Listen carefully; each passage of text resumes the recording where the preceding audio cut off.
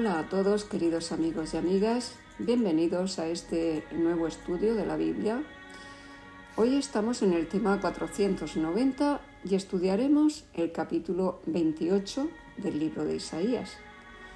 Como cada día tenemos a Francisco que nos va a dirigir la palabra. Adelante, Francisco. Pues hoy vamos a estudiar más profecías de Isaías. Los versículos 1 al 4 nos muestran que van dirigidos al Israel del norte, concretamente a Efraín. Comienzo leyendo el primer versículo, que dice así: «Ay de la corona de soberbia de los ebrios de Efraín, y de la flor caduca de la hermosura de su gloria, que está sobre la cabeza del valle fértil de los aturdidos del vino». Este capítulo es el único mensaje de reprensión dirigido por Isaías específicamente al reino del norte. Samaria, la corona de la soberbia de una nación de ebrios, fue reprendida más de una vez por sus borracheras. Si estaban ebrios literal y figuradamente, eran incapaces de guiar a la nación en armonía con la voluntad de Dios. El reino se estaba desintegrando rápidamente. Cuando Isaías pronunció este mensaje, Israel era ciertamente una flor caduca. El versículo 2 dice así: «He aquí, Jehová tiene uno que es fuerte y poderoso, como turbión de granizo y como torbellino transformador, como ímpetu de recias aguas que inundan, con fuerza derriba a tierra». Se está refiriendo a Asiria, que el Señor utilizó en varias ocasiones para escarmentar a Israel. Los versículos 5 y 6 van dirigidos al remanente fiel al Señor. Para comprobarlo, voy a leer el versículo 5, en el cual utiliza el profeta para alabar al remanente. Dice: «En aquel día Jehová de los ejércitos será por corona de gloria y diadema de hermosura al remanente de su pueblo». Aún este remanente también necesita un escarmiento. Y lo vemos en el versículo 7 que dice: «Pero también estos erraron con el vino, y con sidra se entontecieron. El sacerdote y el profeta erraron con sidra, fueron trastornados por el vino, se aturdieron con la sidra, erraron en la visión, tropezaron en el juicio». Maldito vino, el daño que ha ocasionado a lo largo de la historia. El pueblo de Judá, especialmente sus dirigentes, también eran esclavos del vino. Aún se descarriaron los sacerdotes y profetas, que deberían haber dado un ejemplo perfecto. En este estado les era imposible conectarse con Dios. Tanto sacerdotes como pueblo se habían contaminado literal y espiritualmente. Veamos el versículo 9, que nos dice: «¿A quién se enseñará ciencia? ¿O a quién se hará entender doctrina? ¿A los destetados? ¿A los arrancados de los pechos?». Si Dios ya no podía fiarse de sus veteranos dirigentes espirituales, debido a que ebrios era imposible comunicarse con ellos, Dios se pregunta si tendría que sustituirlos por bebés. Dicen los versículos 11 y 12: «Porque en lengua de tartamudos y en extraña lengua hablará a este pueblo, a los cuales él dijo: Este es el reposo, dad reposo al cansado, y este es el refrigerio, mas no quisieron oír». Mediante sus mensajeros, Dios había hablado a su pueblo en su propia lengua, pero no habían escuchado. Ahora él iba a hablarles por otros medios.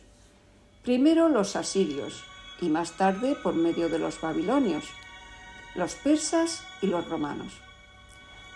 Solo cuando se escucha y obedece la voluntad revelada de Dios se puede encontrar verdadero reposo. En el versículo 13, el Señor dice que les ha hablado de muchas formas. Y en el versículo 14 les recrimina que se han burlado de los mensajes de los profetas. El rey Acaz hizo alianza con Asiria y públicamente aceptó los dioses asirios y su culto. Llegó aún a reemplazar el altar de Jehová en Jerusalén por un altar pagano, y al persistir en su cabezonería tuvieron que enfrentarse al final que merecían. Examinemos el versículo 17 que dice así: y ajustaré el juicio a cordel y a nivel la justicia, y granizo barrerá el refugio de la mentira, y aguas arrollarán el escondrijo.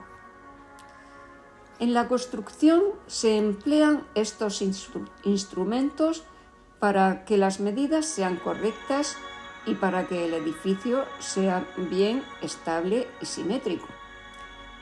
Solo un edificio erigido sobre Cristo y sus normas de justicia, rectitud y verdad podrá permanecer siempre en pie.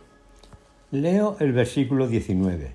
Dice: luego que comience a pasar, Él os arrebatará, porque de mañana en mañana pasará, de día y de noche, y será ciertamente espanto el entender lo oído.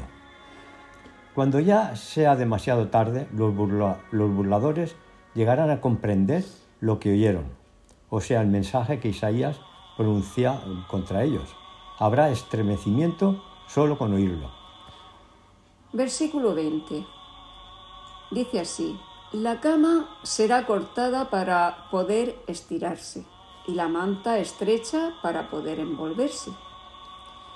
Se emplea aquí otra metáfora. La cama representa la política seguida por los dirigentes de Judá. Afirmaba que esa política traería descanso y paz a la nación.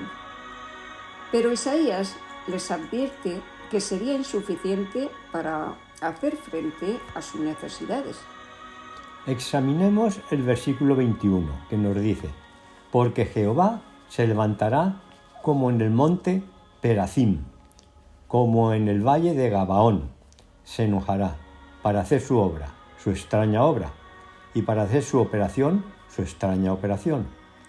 Algunas veces el castigo divino parece demorarse tanto que los hombres llegan a la conclusión de que nunca vendrá y pueden seguir impunemente en sus caminos impíos. Todos los que pretendan aprovecharse así de la misericordia y de la paciencia de Dios reciben aquí la advertencia de que el juicio sin duda llegará. Los versículos 24 al 28 los emplea el profeta para comparar, en forma simbólica, las labores agrícolas con la vida espiritual. Dice el versículo 24: el que ara para sembrar, arará todo el día, romperá y quebrará los terrones de la tierra. Ningún agricultor entendido pasaría todo el tiempo arando ni todo el tiempo sembrando, aunque se trate de labores muy interesantes. Es esencial que cada operación sea hecha en el momento debido. Ninguno de estos procesos sigue en forma continua para siempre, y lo mismo ocurre con el agricultor celestial. Bueno, para terminar, leo el último versículo, que nos dice: también esto salió de Jehová de los ejércitos, para hacer maravilloso el consejo y engrandecer la sabiduría. Los castigos divinos no se basan en la venganza, sino en la justicia y la sabiduría. A medida que los hombres comprendan los caminos de Dios, verán que Él es un admirable consejero. Dios no solo es omnisciente, sino también omnipotente. No solo hace planes maravillosos, sino que también puede hacer que sus planes den resultado y se produzca el éxito. Pues, queridos amigos y amigas, mañana continuamos el estudio con el tema 491. Bendiciones y hasta mañana.